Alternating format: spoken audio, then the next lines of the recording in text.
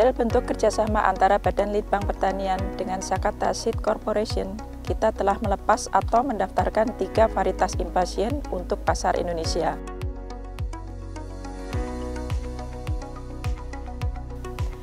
Tiga varietas tersebut adalah Tara Agrihorti berwarna bicolor putih semburat pink, Impala Agrihorti berwarna oranye, Imadata Agrihorti berwarna pink.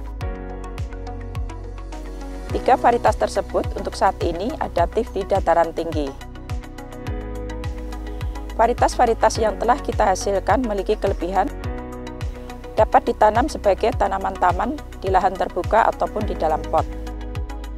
Efisien dalam penggunaan air, cepat berbunga dengan umur berbunga 3 bulan sejak stek, berbunga terus-menerus, perawatan mudah.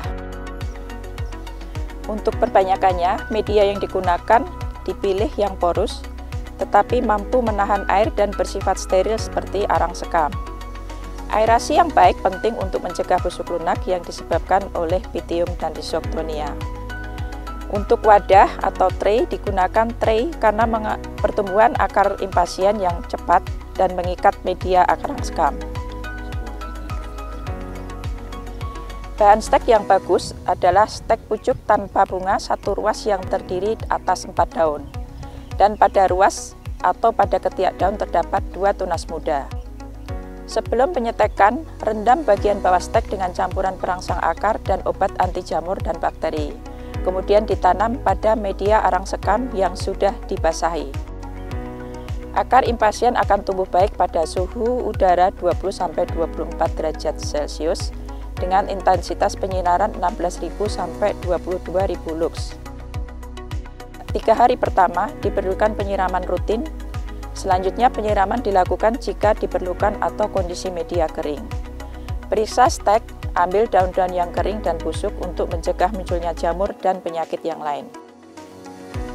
Selanjutnya transplanting atau pemindahan ke polybag dilakukan setelah 4 minggu dari penyetekan. Jangan menunda transplanting karena akan menyebabkan terjadinya peregangan batang yang tidak diinginkan.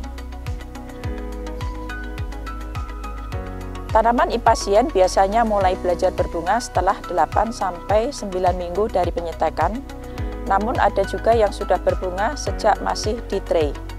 Pada umur tersebut, harus segera ditanam di taman dan dipindahkan ke pot yang lebih besar menyesuaikan besarnya tanaman. Pupuk yang digunakan sebagai pupuk dasar adalah pupuk kandang yang telah matang yang diberikan bersamaan pada saat olah tanah.